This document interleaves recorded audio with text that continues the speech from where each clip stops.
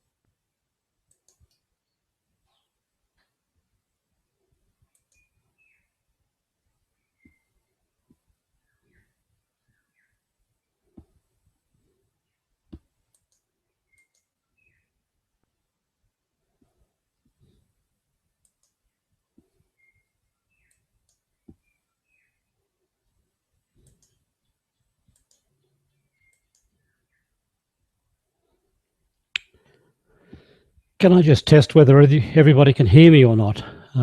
As we've got only just a few minutes before we start. Can you just type into the chat box and let me know that you can hear me?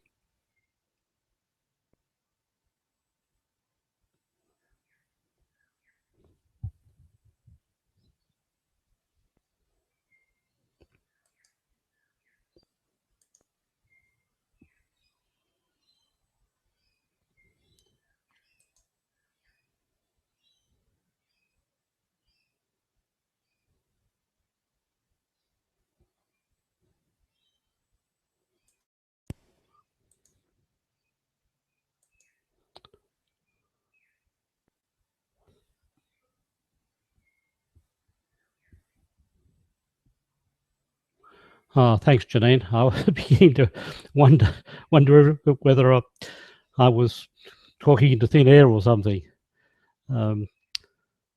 My co-presenter Roland, are you there? I see you're online.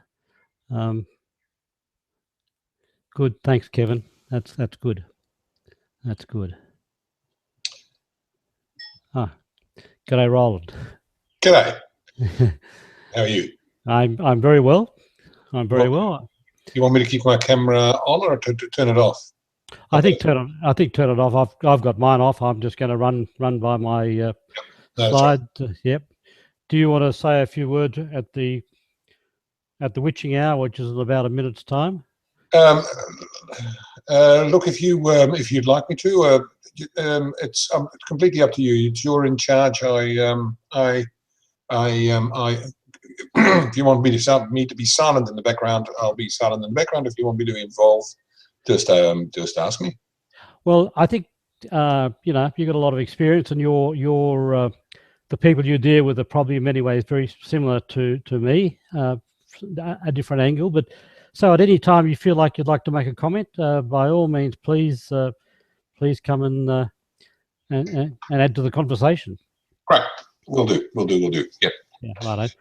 Cool. So we're actually just on the hour. So if you're happy, I might kick off and get going. Great, wonderful. Righto. Okay. Thanks everybody for coming along. I see we've got people from Toowoomba, that's just up the road from me, Cairns, which is a long way up the road from me, and Sydney, which I spent many years, a long time ago in industry, and I'll probably touch on that a little later. So what we're going to talk about tonight is how to enjoy an additional cash boost of $10,000 or more in your bank account within 8 weeks. Now, without having to generate more sales or work longer or harder. Why did I choose this topic?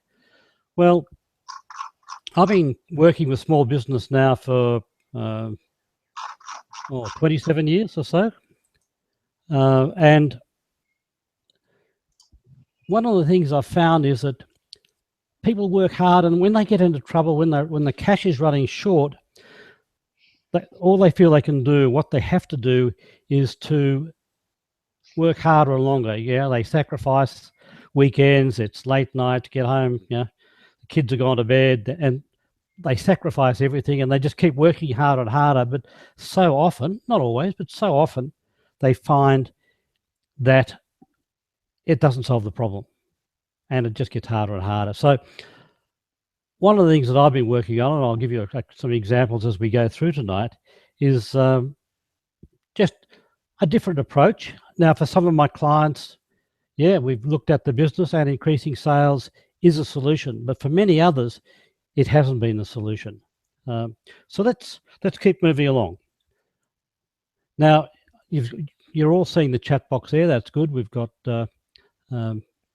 people typing where they're from: Sydney, Adelaide, Toowoomba, as I mentioned, Sydney again. So that's great. I used to be a big smoke bloke for quite a few years, my early years in this industry, but then I became a smaller smoke bloke. So interact today, yes, let's use a chat box. You're doing that, that's great. At any time, put your questions in the chat box. If I can pick them up as I go, I'll do that. and I'll try and take a break at various sections. But other than that, what I will do is right at the end, this I'll go back through all your comments and chats and whatever, and see if I can answer your questions. There will be a few times through here that I ask you to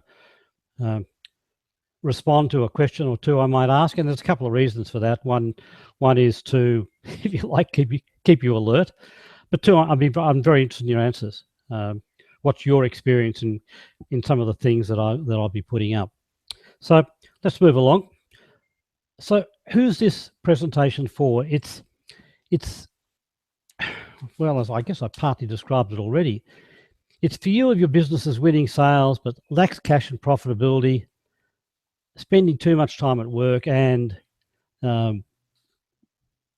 you really want to change that. You really want to get out of this chase, work harder, spend all the time at work, and just to get more cash in the bank account.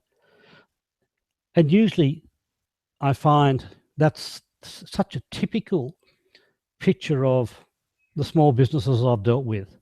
A lot of the small people start a small business because they're very good at what they do. Be they're an IT tech, you know, a Boilermaker, and I'll give you an example of a Boilermaker later on, or they can be a consulting engineer or whatever. They're good at what they do. They go and start a business, and it's all right for a while, and then they run into all problems. And they suddenly find that, yeah, it's the hours, it's the lack of cash, it's the lack of profitability. What the heck can they do about it? I'm going to talk tonight about some of the right things that you can measure to help you identify what I call a profit leak, and I'll tell you about that in a minute, and show you how you might plug them. So who do I work with? But before I do, let me tell you just a little bit about myself and what I bring to it. I actually started out in bigger business. I came up the line in the private sector. I did a bit of time in government, both in my early days and in my later days, doing industrial, seeking to attract industry for government. My industrial experience covers aerospace. Yeah, it was a fascinating time. I like aircraft. Aluminium boat manufacturer, farm machinery manufacturer. I had a bit of time in retail, which was a completely different experience. So it was a family retail firm, and it's one of those things that when I look back on, I wish I'd known then what I know now. In my manufacturing days in aerospace, boats, and farm machinery, I'd negotiated some profitable contracts overseas with US, British Aerospace. I mentioned the aerospace, but I also did some stuff in Burma, or Myanmar, as it's called these days, on small patrol boats and things like that. So I had an initial big background, big industry background, but I eventually moved to small industry, small business.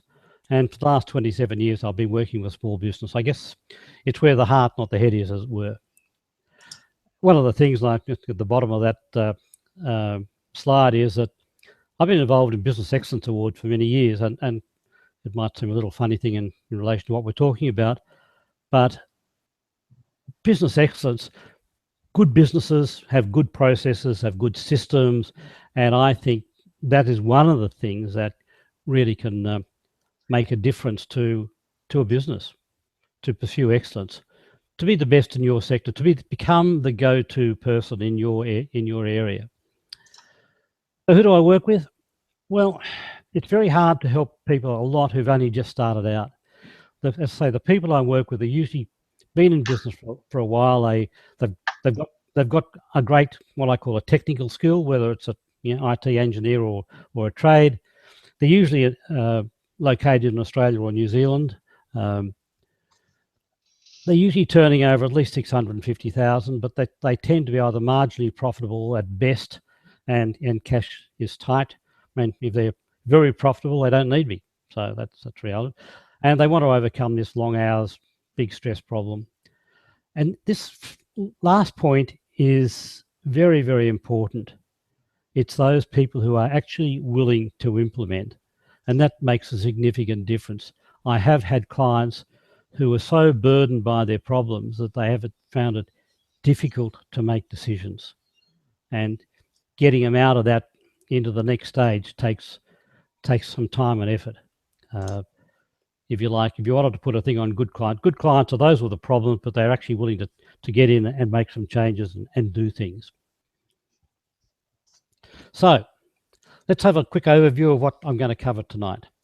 I'm going to talk about what's a profit leak. Where does that term come from? You Google it, you'll find it all over the place.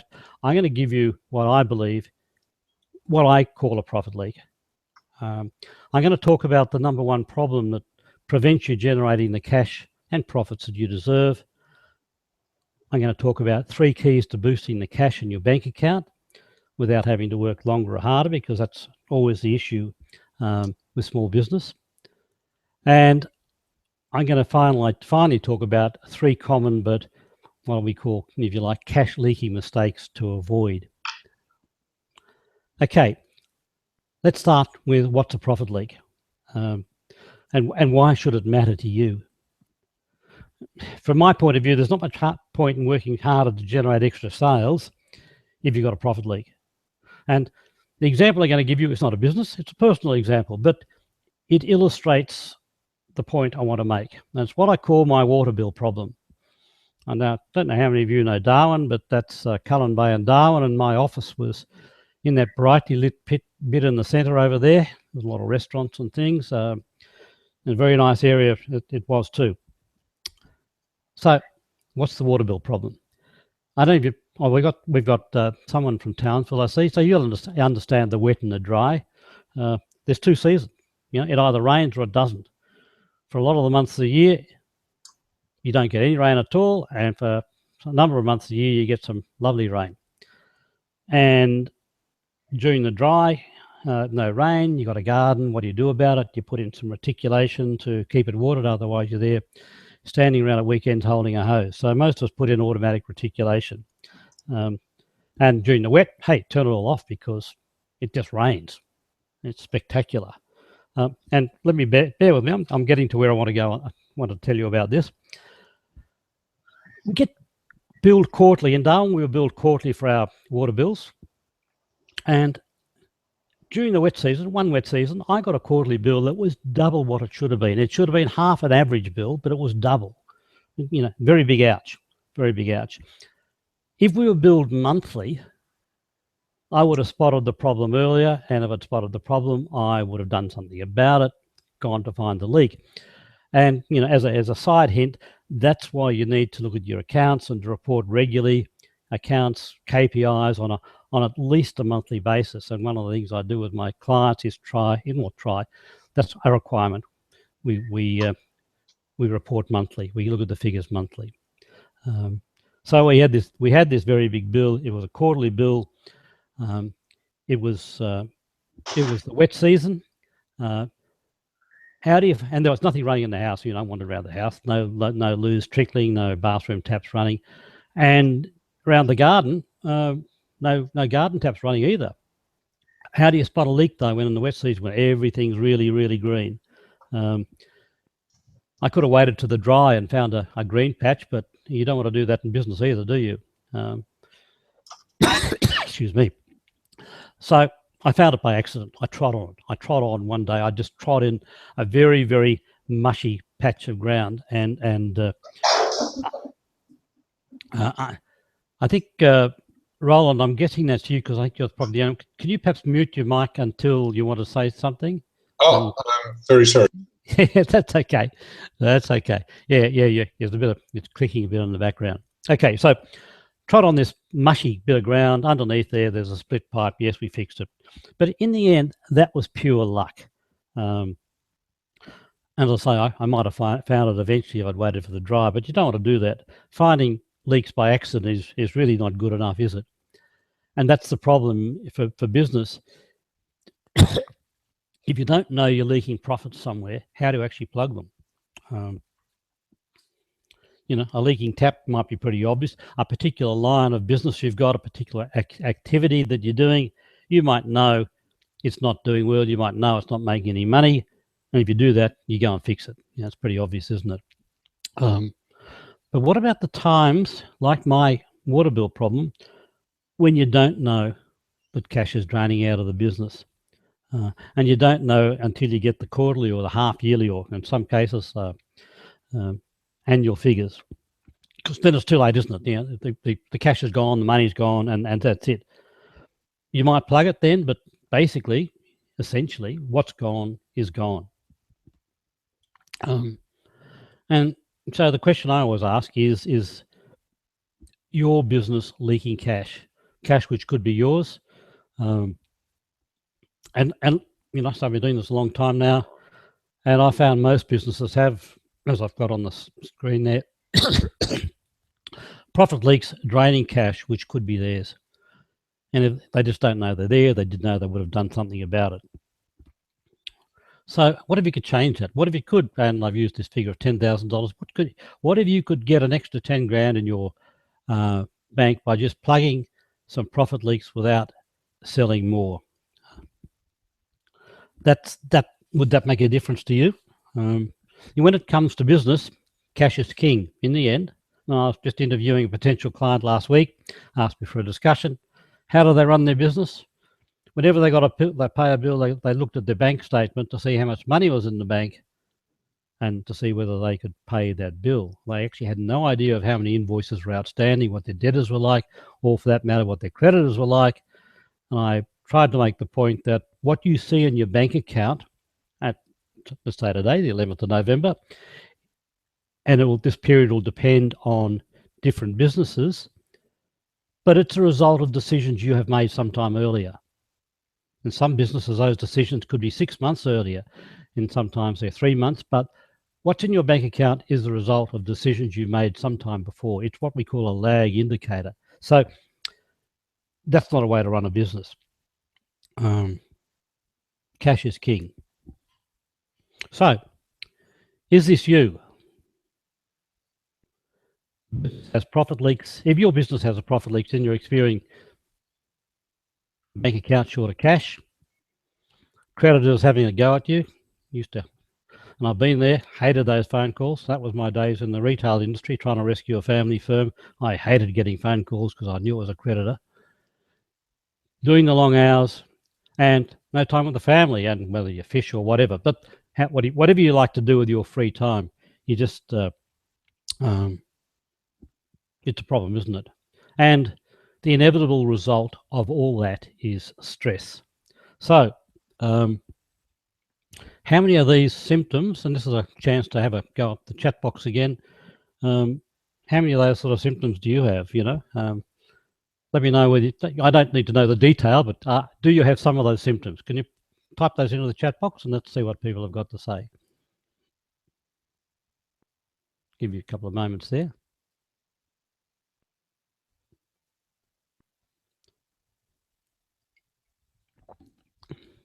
Nobody has those problems?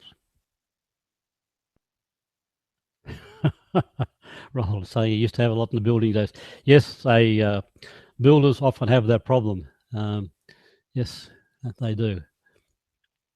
Anyone else have that problem?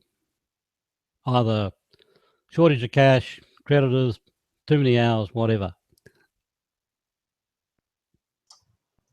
Nope.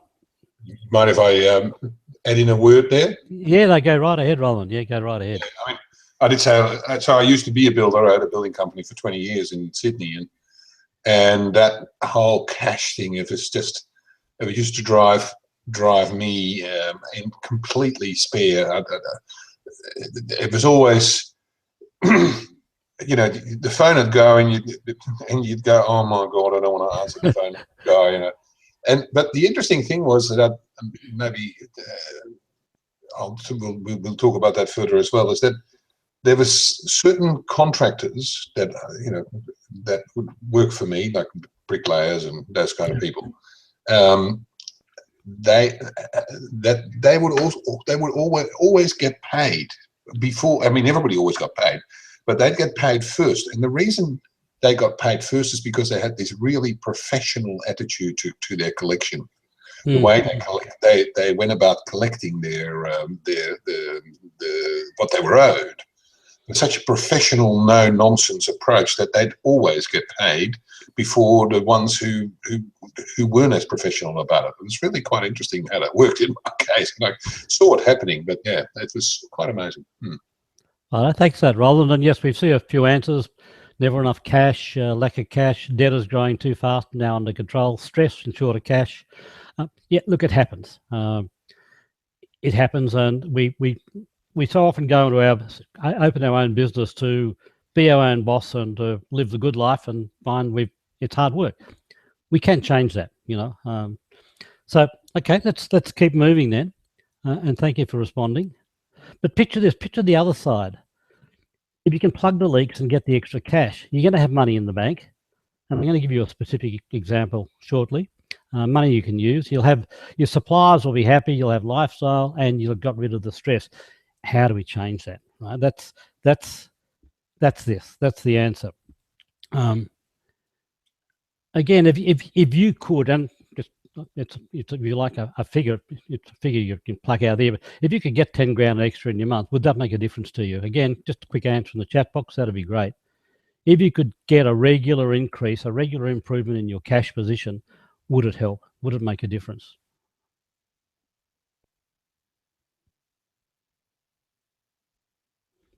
I see James had said earlier there's never enough cash because the business is growing fast. And James, let me say, that's what I used to call the brick wall. You grow your business, and I don't know what business you're in, but you grow your business. You need more cash to pay work in progress, or to pay staff. As staff grow, you need cash to pay suppliers. Your debtors grow, and yeah, it all builds up. And as Roland was just saying, you know, there's always those stresses. So rapid growth usually causes real problems. Yeah. And I'll show you a graph in a sec. We'll get into one of my examples in a minute, but it can be done. Not always, but it can be done, and we've got to find out. You know, I'm going to suggest some areas tonight for you to look at. Okay, let's move on to. So that's what a profit leak is. A profit leak to me is not something you know is a problem. It's something that you don't know is a problem. Yeah. So James says liquor importer or wholesaler is growing his business. Well, you need stock, don't you? Yeah. So going to move on to this, the number one problem. What really prevents you generating those extra cash? Because there's not much point in working hard to generate extra sales if you're also leaking profits. And what I've tended to find is that the number one reason why a business is suffering from profit leaks is they don't know what to look for, where to look, or perhaps even when to look. And as I say, I've been doing this a long time, so let's give you an example. This is a real life example. There's a bloke called Andrew.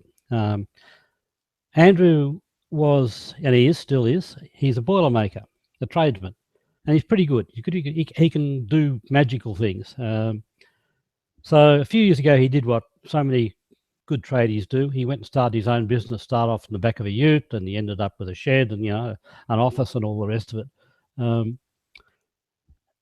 He and his wife were in the business. She took over running the office.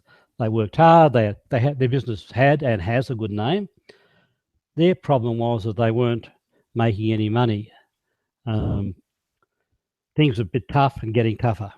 And they called me in to have a look. And this was, if you like, their situation when they called me. And their suppliers were on their back all the time, and they had no overdraft left.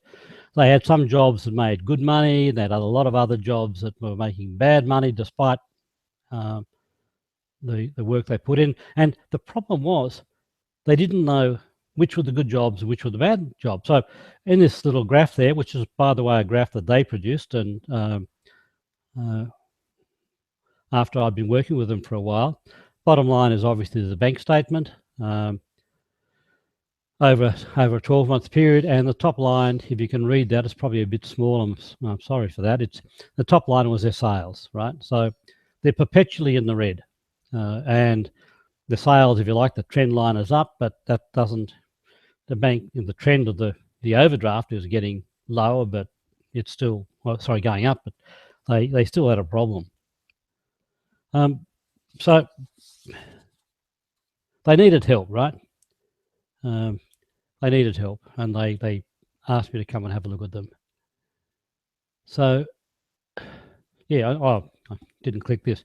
One of the things when I got in and did some analysis was that I analysed a whole pile of job cards and found that the actual profit result on any one job may be up to 34% above or below the price they quoted. So some jobs they could do really well and make a lot of money on, and other jobs, disaster. I mean, if you're down 34% on a job in terms of your costs, yeah, that's why they had no cash. And unfortunately, there were more of those than the other ones. So we had to find out why. And we did some work. He was a good bloke, a good tradesman. He knew exactly where all the stuff was. So what happened afterwards, right? Now, I thought I might have some little things I could draw little arrows for you. So this actually took a couple of years in this case. So this is year 1 and year 3. So let's look firstly at the sales. Let's look at the sales line. He had a big job at one stage, but by and large, the sales over that period were pretty close to, on a monthly basis, were mirrored the sales of a couple of years earlier. So apart from one big job, not selling anymore, but look at the bank balance. And there's one spot there where the bank balance is down, and that's because they were obviously buying materials for that big spike. Now, Roland will understand that, having been in the building industry. Selling no more, but they got money in the bank. So, yeah, pressure's gone. There's cash in the bank. They can pay their creditors. They're only taking on jobs that made money, because that's what we did in the end. We found the jobs that weren't making money. The jobs are coming in on budget, because, again, we found out what the problem was. And plugging the profits, the profit leak in that case, literally meant tens of thousands of dollars to them. It really, really made a big difference. And by the way, that's where I got the name Profit Leak from. I was showing this at a workshop I was at, and somebody said, "Oh, you're a profit leak detector," because basically that's what we did. So, as I say, the number one reason your business may be suffering, or probably suffering, from profit leaks is you don't know what to look for. As Andrew and his wife Julie didn't know what to look for. They didn't know where to look and when to look. No, they weren't looking. So it's a real problem. And in their case, they were selling as much as they could. And as I say, generating more sales won't help your cash shortage if those sales are leaking profits. So let's move on to the next section, is 3 keys to boosting the cash in your bank account without having to work harder or longer. Now, these are the 3 keys I'm going to talk about, right? Understanding where your sales come from and your profits, increasing margins through better pricing strategies, and improving margins through more accurate cost of sales. And there is a difference between those two, the second and third key, which I'll go through and explain to you. The first thing is, what are you selling to whom? It may seem counterintuitive to think of sales causing profit leaks, but in my experience, this is where the most frequent and largest profit leaks occur, at least in small business, right? And there are 2 kinds. There's actual cash losses, and there's money left on the table. Now, I guess a lot of you have heard of the 80-20 rule, the Pareto principle. Pareto was an Italian mathematician who developed this. And what it basically says is that the majority of your sales will come from a minority of your products or services. And I'm sure you know which ones they are in your business. So this is the hypothetical. You might have 2 products, and one of them produces 30% of sales, and the other one has 70% of sales. And just an example, but I'll show you some real life stuff on this too as well later on. But what we often find is that product one might be producing most of the profits, and product two, and that could be services, not profits, are producing a lot less. So do we know? Do we know where these stuffs are coming from? And where do we get the information? We have sales information, but do we have profitability information by product group? And I've seen companies have accounts, they could tell me line by line what makes the money, but they can't tell me how the money is made by product group. And the other one, which is even more strange, is knowing where your sales and profits come by customer group. And if you like, what's a customer group? It's a market segment. And I don't know what markets Roland was in his building days, but he might have been building houses, he might have been building offices, he might have been building for local government. Doesn't matter. It doesn't matter. We tend to have groups of customers, right? And what I have found though is that while businesses can very often tell me what their sales information is by product or services, and they can tell me by individual customers, they aren't usually able to tell me by customer group, and they aren't able to tell me the profitability by either product or services or by customers, and particularly the latter. They can't tell me which are the most profitable customer groups or which are the least profitable customer groups. And it's kind of funny, isn't it, when you think about when we put something in the market, we decide to put it up, we promote it, we market it, we do things like that. But in the end, it's the customer who makes the decision to buy. But we don't measure that. So often we don't measure that. I use a thing called I call it a customer product matrix. And I haven't got an example to put on the screen, but if you could imagine, if you put a matrix up on using a spreadsheet or something like that, and across the top you put all your major customer groups, and down the left-hand side you put all your major products or services, and then you tried to fill in those blocks in the middle. How much of product one do I sell to customer A, B, C, and D? And how much of product two do I sell to customer A, B, C, and D? And so on. And then can you do the same thing in terms of your gross profits? Because in the end,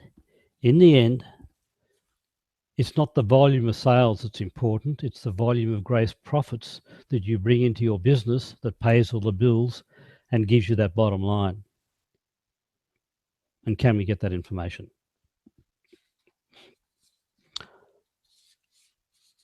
Okay. So, question for you.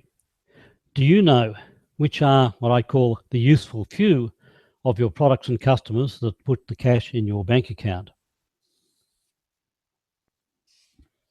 And perhaps you might like to, and you needn't tell me, just say yes or no.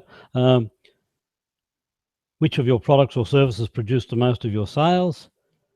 Can you say the same about which of your products or services produce most of the profits? And can you say that about your customers? Jot some thoughts into the chat box.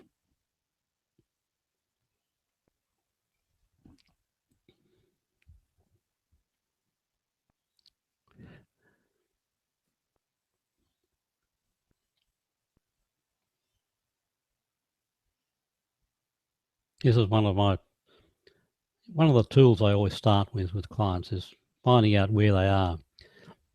I call it throwing light on the dark recesses of the business. Any thoughts from people?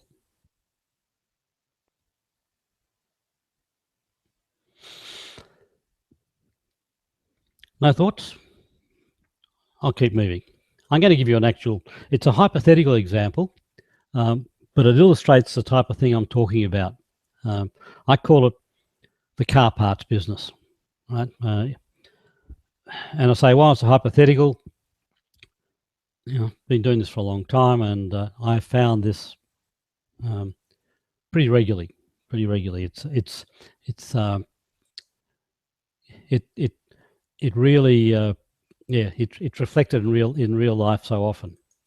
Okay, so our car parts business sells engine parts, it sells oil filters, it sells accessories, and it sells audio. So what's it selling? So here it's sales. And my arrows are a little bit out of whack here, but they sell 36% of sales come from engine parts, and 34% come from accessories. And that's pretty useful to know. You need to know where your sales are coming from. But what about their profitability? So we look at the GPs, the gross profits, right? And this is where my arrows are really out of sync. They're meant to be lower down the page. The real profits are being made from accessories and audio. Accessories are producing 46% of gross profits, and audio is producing 34%. And our big seller, the other big seller, engine parts, is only giving us 12%. Margins are very low. And oil filters, bugger all. So let's think about that in 80-20 terms. Using the 80-20 on profitability as opposed to 80-20 on sales gives you a completely different picture. The two product groups that dominate GP on sales are very different from the two, well, rather different because of one item, different from the group that produces the GP, right? So drilling down using the 80-20 rule, if you like, I find helps us make better business decisions. And okay, let's think about the customer. So we talked about the products, and this is where most people will, most accounts I see will tell us about their products and services sales, and they can tell us about where the sales are. They can sometimes tell us about where the profitability is. But what about the customer? So our little business here sells to mechanics. They sell to mechanics running garages and service shops and things like that. They sell to individuals, and we might sell to some not-for-profit organisations that run a number of vehicles, and maybe we're selling to government, be that local or otherwise, and there's always another segment. So, and by the way, where do you get the information from? It'll be in your accounts. It's a matter of then going through all those customers and allocating them to groups, and most accounting packages will enable you to do that, allocating them to groups, and we'll see what we've got. So when we do that, we get a different picture, right? We find that, oh God, and yeah, my arrows are all over. In our hypothetical, mechanics are 32% of sales, and so lower those arrows to the 32%.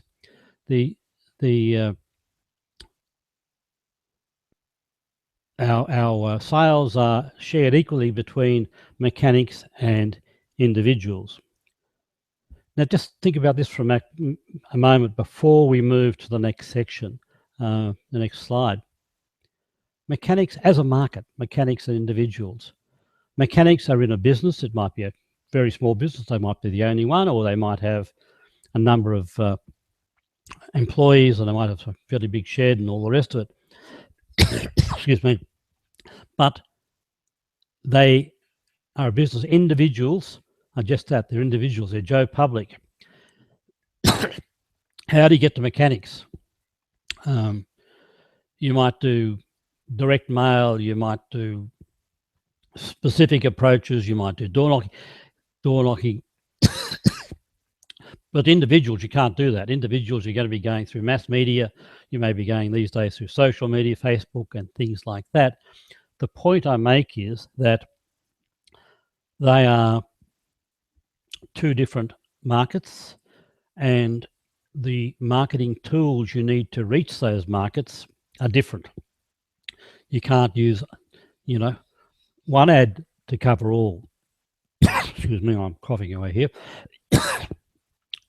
Drink of water.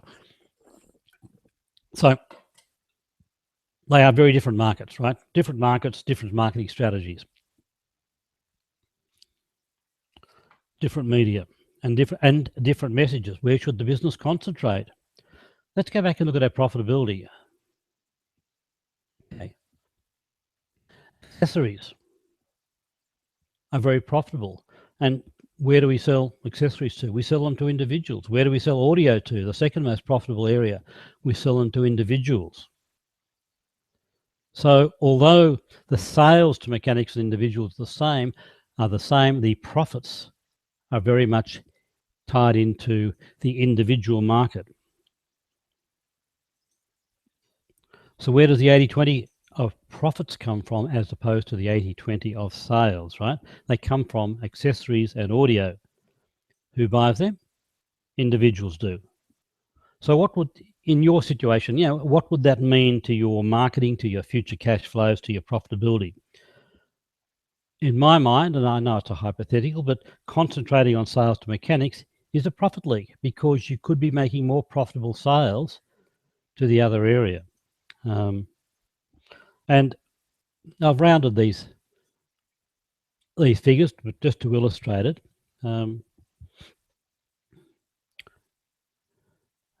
In the current situation, average monthly sales are 41,700. The average monthly GP is 13,750. If they ditched engine parts and oil filters and concentrated on the other area, on selling to individuals instead of mechanics, they'd lose 2,700 in GP and gain around 11,000.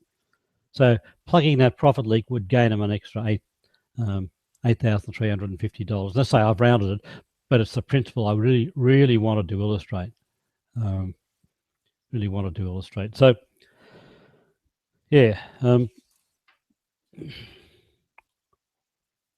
we'll go back one. What would you do?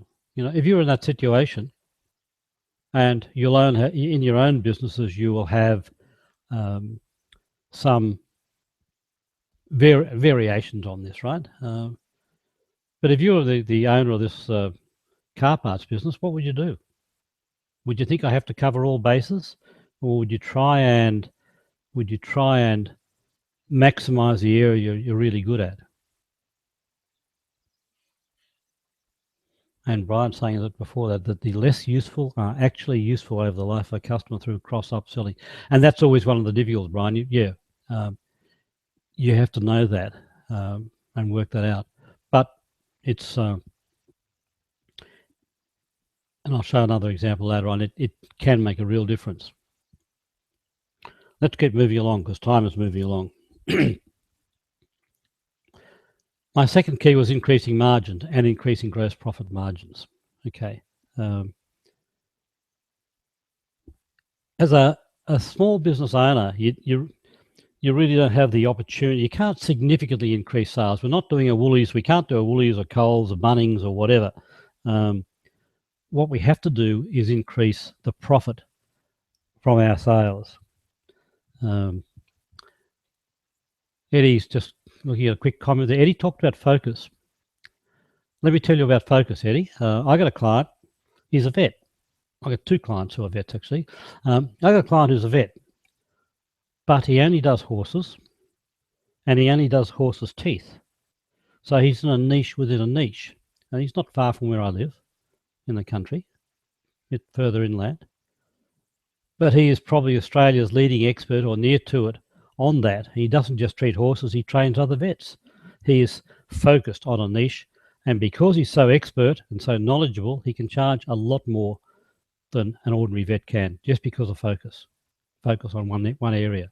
He is the expert, which is a great position to be in. Okay, so I've said, yeah, we in a small business we can't do a Woolies, we can't do a Bunnings, everyday low prices, etc. We've got to actually increase the profit from our sales. So, can you increase your margin? If you're in a commodity market, and I don't know whether you understand what a commodity market is a market where there is no difference between your offering and your competitor's offering. And what happens there is the only way to compete is on price. And that's what people do. And if you compete on price and price alone, which way is the price going to go? It's going to go down, isn't it? It's going to head to the bottom, and that's the problem.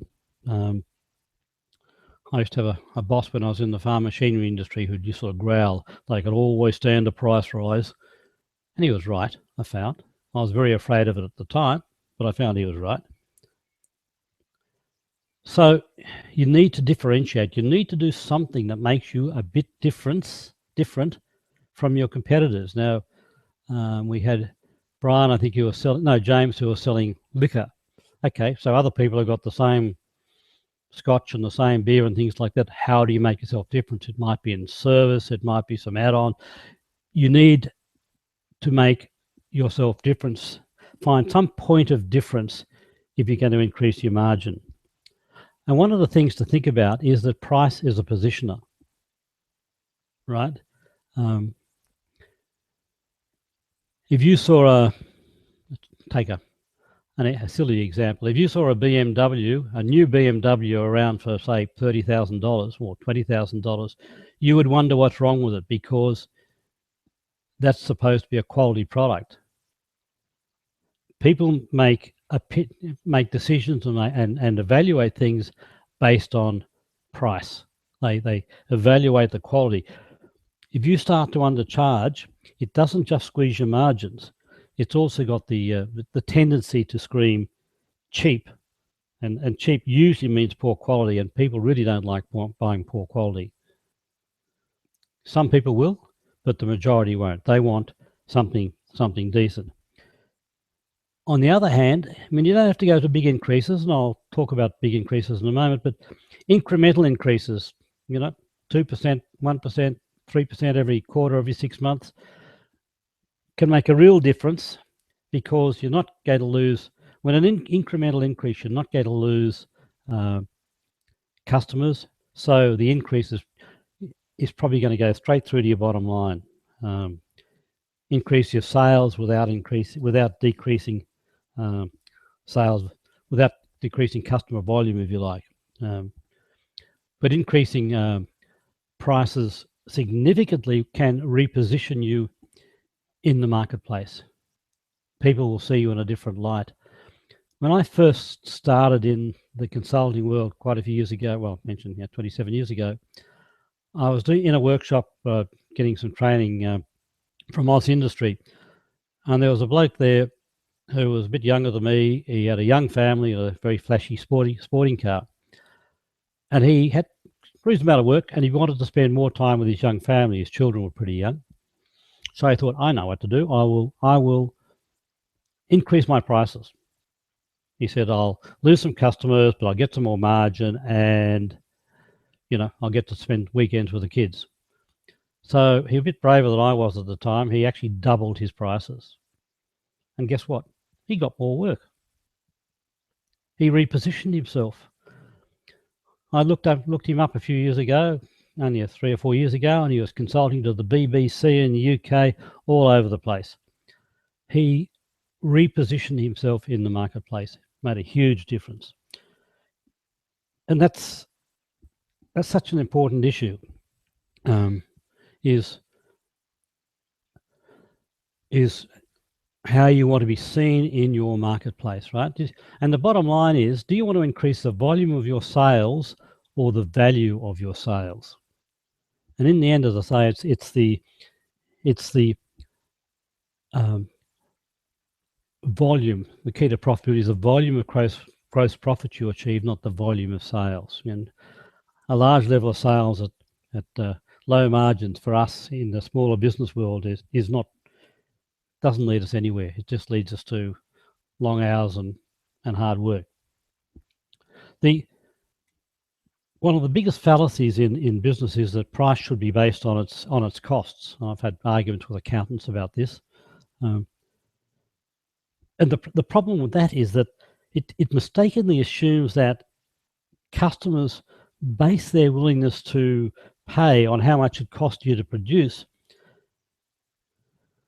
And it doesn't, of course. They base it really on the value it's going to give them. And that's what people don't take into account. So we need to actually avoid simplistic pricing processes where we just say, oh, we're gonna mark up our price by such and such a margin. We need to look at the different segments, different markets we're in, the customer groups and what they value, and target those and look at value-based pricing. Because if you do it just on cost plus, you could be leaving money on the table, money which could go straight through to the bottom line. Underpricing is one of the things I come across so often in business, right? People who are afraid to put up their prices because they're going to lose sales, but they haven't tested it. And one of the things I find quite amusing at times, if you go and talk to somebody and you ask them about, say, a job they lost, they might have quoted on something or whatever, and you ask them about why did they lose the job? Oh, well, XYZ, they just cut their price and they underpriced us and we couldn't compete. But you talk to them, and I've done this very often in workshops, if you talk to them and ask them about a good job they've won, about a success they've had, and ask them, why were they successful? Well, I'll tell you, it was the quality of our work, the service we provided our customers, our reputation. There's never, ever any mention of pricing. So one of the problems with what I call simplistic pricing basis is that people don't make the effort to identify their most profitable products and services, and even more, their most profitable customers or customer segments. And that's pretty important if you want to understand where your pricing is going. So one of the problems with underpricing is it positions you as a commodity. It needs to be well thought through, it needs to be realistic, and it needs to be appealing enough to prospective customers. But I've found again so often that so many people I've started working with over the years, their pricing strategy is to simply charge a little less than their competitors without understanding what their real costs are. So if you're just going to go in and charge a little less than your competitors, you're indicating that price is the sole determinant of value in your offering. And I guess I'm suggesting to you, sell on quality, sell on service, and sell on your knowledge and expertise, because that's why you're in business. And that's what determines real value. The key is perceived value, and value is the benefits you offer minus the price you charge. Put yourself in the customer's shoes. And I know all the big boys, as I say, Bunnings, lowest prices, whatever their logo is, and Coles have got that big down, thumb going down sign. We're not in that game. We're not in that game. The value comes from the benefits you provide your customers, if you like, the problem you solve for them. You need to understand the specific needs of your customers, and whether that's a business need or a personal need, you really need to understand that and to translate that into something that you can improve for them. So profit is the value in the customer's eyes. And you can further increase your prices if you can increase the benefits arising from their use of your products, right? And that's the value. Okay.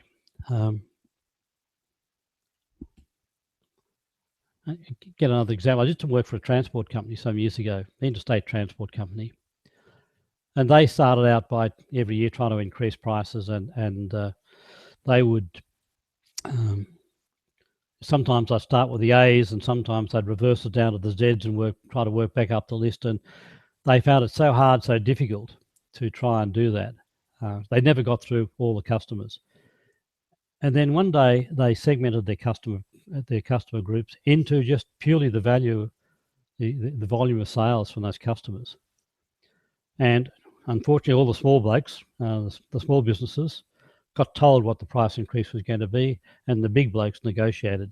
and they made a big change to their profitability because they were able to segment their customer base into groups and negotiate on that basis instead of trying to do it individually. You need to understand your target market and their real values.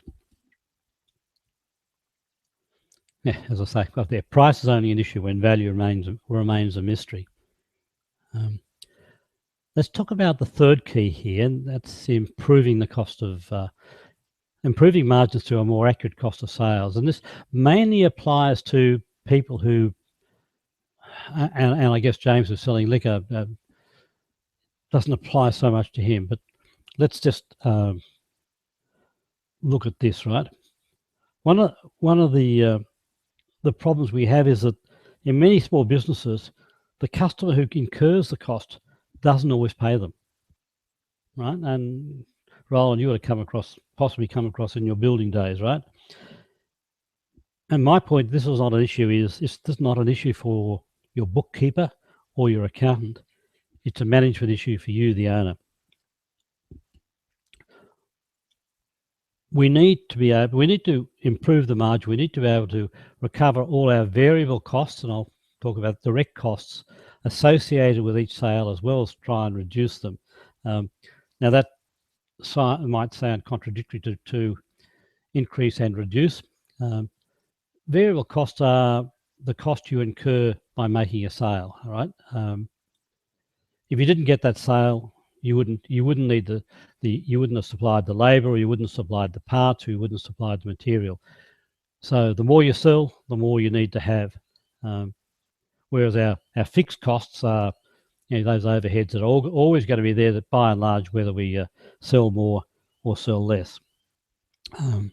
So your costs have two elements. They've got variable costs, and they've got, which are those associated with what you sell, and they've got the fixed cost to your overheads. You need to recover all the variable costs associated with each sale, as well as try and reduce them. And so it sounds contradictory, but you need to do that, because what happens is that if you don't do that, then somebody else has either got to pay that cost, and that could be all your customers, or it's going to come out of your profit margin. And I've just put a little example of a job card there for people who have labour type costs, right? If people don't accurately record the time they take to do a job, then you won't charge them the price they should pay. And again, I've seen this so often. I've had so many clients over the years where their shop floor staff would write up the hours at the end of the day. And at the end of the day, you're not going to remember accurately how much time you spent on each job. You're going to end up with what they call write downs. You're going to end up saying, well, I charged Bill $100. I should have charged him $150, but I can't charge Jack that extra $50 because he's not going to bear it, so I'm going to have to write that down. That comes out of my profit. Or I've got to spread it over the margin of everybody, which is not exactly reasonable, right? So yes, we need to recover all those things. And some more examples, right? And just simple examples for people who've got labour-based type things. Handling costs. I had a client who repaired small motors, and the motors had come into, the goods had come into the place on a truck. By the time his shop floor blokes had got it off the truck, into the workshop, and got it ready to handle, it was taking about, say, 15 minutes, and probably another 15 minutes to reload it when they were fixed. The problem there was that they weren't recording those, and they weren't therefore recovering them. And let's just say that if a bloke on his shop floor did 4 jobs a day, that's an hour's unrecovered cost 5 days a week. And if you stay charging $100 an hour, that's $500 a week not recovered, for which he's paying wages and on costs. It's a real oops. things called shop floor consumables, whether it's the gear to get your hands clean or small bits and pieces. Very hard to get an accurate cost on them, so most people charge somewhere between 1% and 3%, which customers seem to accept. But if you don't charge it, it's going to go into the overheads, and you've got to recover it out of overheads. Far better to recover it against the person who's incurring the cost rather than anybody else. And similarly with freight. Sorry, I'll just go back a couple. Similarly with freight, I've seen people not just bury, in fact, most accountants will do this. They bury the freight into the overheads and not into the job that actually incurs the freight. Yeah, real problem. So then can we reduce the cost of sales? The first bit is, I was just talking about, make sure you have accurate cost of sales figures, because then you can recover the cost against the person who incurs the cost. Right. The second thing is to actually reduce it. And that means better purchasing, improving your processes, and things like that. And some of your businesses don't do that. I had a client, and they had a particular thing where they installed things, right? And we did a bit of, I've got a little process flowchart icon there, example. We did some analysis of that, and I think there was something like 15 steps to complete the job. And it was taking, 10, 15 days for that particular business. When we analysed the steps in the process, we found they could get it down to 8 steps instead of 15, and they could deliver in a day, not 10, 15 days. Do you think the customers might be happier? And do you think their bottom line might be better? Of course it was. So better purchasing, better processes, and reducing mistakes. One of the problems when we make mistakes, when we do things, is we have to go back and repeat and repeat. And while we're repeating something and fixing a problem, we're not making profits on another job we could have been doing at the same time. So, in summary, if you can improve your gross profit margin, that might offer greater returns for less effort than increasing sales. So, summary of the 3 keys: know where your sales come from and where your profits come from. Can you increase your margins through better pricing strategies? And can you improve your margins through more accurate cost of sales? Sounds simple, but very common problems. So my final topic to talk about, and it's only a brief one, is 3 common but cash leaking mistakes to avoid. And I'll quickly summarize them before I talk about them. The first is to ignore the problem and hope it will sort itself out. The second one is taking action but trying to do it yourself. And the third one is taking action but the wrong action. So let's just have a quick look. The first one, and I'm sure you've seen this: if we just ignore the problem, it might go away. It'll just solve itself. Don't worry, be happy, as the song went. Hear no evil, see no evil, speak no evil. Yeah. Does it happen? I'm sure you've seen it. But what's the cost of doing nothing?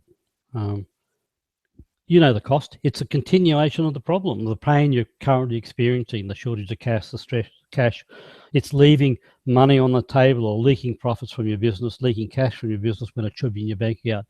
They won't go away unless we actually decide to fix things. Continue. No change, no gain, just more pain. The second one is, doing it yourself. We've all been to workshops and got some great ideas, some great thoughts, and thought, yes, I'm going to go and do that. I'm going to action that next week, tomorrow, whatever. Then we get busy, and the squeaky wheel, it gets the grease. A problem happens, we have to go and fix it. Then another one and there's chaos. There's always chaos. And so that great idea that we picked up, in the end, doesn't happen because events overtook it, and the leaks continues, as does the pain. And the final one, I always like this, is the mistakes we make when we try and do it ourselves. And the yeah, as someone was saying, I came across somewhere, it's kind of like the person who is not a lawyer trying to represent himself in court. He has a fool for a client. If you go back to my profit leak example of my water bill, there was no way in the world that I would try and solve that water leak in the garden with a split pipe. It would have taken me time and money, and I wouldn't have done a good job. Very simple job for a plumber. Call in the expert. But we tend to do those things, right? And here's an example of trying to fix things yourself when it could be helped. Now, again, this is a real life example. I've changed the name, etc. So I'll just call it Tip Top Products Proprietary Limited. They were selling, and actually the figures are real, but doesn't matter the name of the company. It's certainly not Tip Top Products. So they're turning over 2.4 million. Their cost of sales is 2.1. They've got a GP of 254,000, a gross profit margin of 10.5%. They're making a 4.7% net profit. Yeah, you might think that's not too bad. Let's dig down a bit and see what else we know about them. They had two divisions, right? Two rather different divisions. One division, let's just call it Division 1, is selling 1.2 of that. It's selling roughly half of that 2.4 million. It's got a 21% gross margin, which is pretty good. Okay. The problem was that while it was performing well, its sales were gradually falling as a proportion of total sales. Right? The Division 2 was selling more and more. So it's very profitable. And one of the issues we had here is, and I've got the net profit line there between the two, was that while they could tell me the sales and tell me the detailed sales for Division 1 and Division 2, all their cost of sales came into the one line, 2.173, and the gross margin 10.5. Now look at that, 10.5, yet Division 1 is making 21% gross profit. So we sat down with them and got them to allocate their cost of sales between Division 1 and Division 2. And what did we find? We found that Division 2 had a negative gross profit of 1.4%. In other words, the more they sold, the more they lost. And they didn't know. So, yeah, the profitability of Division 1 was hiding, the lack of profitability in Division 2. This is classic profit leak stuff. It's not always as extreme as this, but real problem. The more they sold in Division 2, the more they lost. They're still working on that. The decision they made, or in the process of making, is not the one I would have made, and I won't go into any more detail than that. But I'll just go. It's a real strategic decision. When you have that information, you need to make a decision about what you're going to do in that business. And yeah, we'd make it. There's some clear-cut decisions and a very strategic decision, one direction or the other. I was recommending one, they took the other. So my response is I would no sooner fix my plumbing problems than represent myself in court, because the results may be pretty expensive.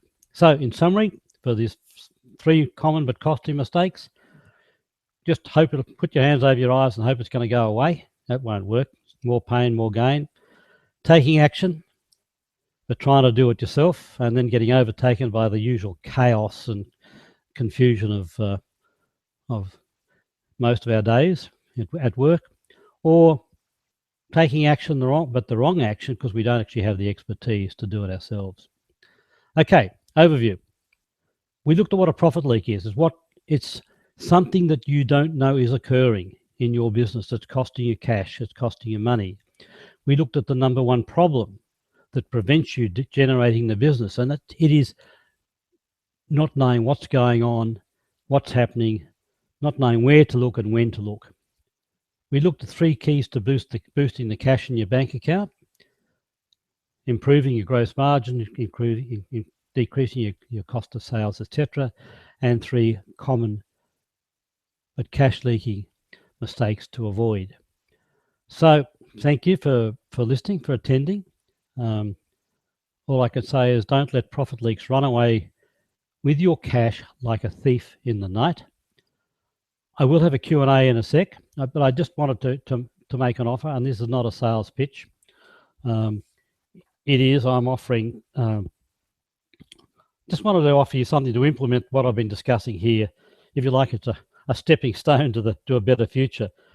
I'm happy to do a 45-minute consult one-on-one with you, and I'm not looking to sell you anything. I'm not having no expectations that you'll buy anything or go on a program. It's just figuring out how I can help you save. Yeah, it'd be nice if we could do that 10 grand a month, wouldn't it? So what I'll do in that 45 minutes is strategically look at how you know what's happening in your business and the 3 most likely factors that could be causing profit leaks. And I charge for my consultations, but because I charge around $500 now, but because Roland was good enough for the invitation to invite me to speak to you, I'm happy for you to get the benefit of that. And I've got about 5 spots next week. And at the bottom of the screen there, and I'll see if I can put this in the chat box. Don't know that I can. That's not going to work for me, putting that in the chat box. I don't think. Let me just see if I can. No.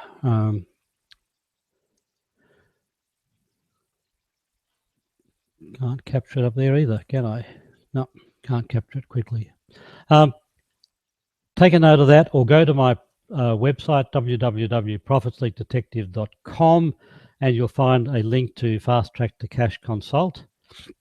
And book it. It's not going to cost you, and I'm not going to do a sales pitch. So if you'd like to have a chat, please do. More than happy to help. Brian's just put it up. Thank you very much, Brian. Yeah, thank you, Brian.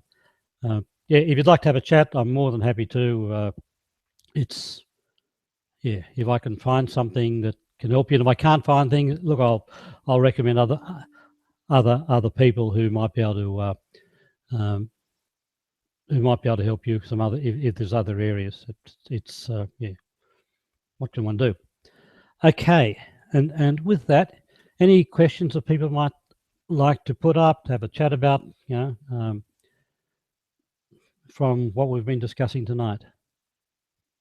And thank you, Brian, for being so prompt to grab that and put it up. Any questions?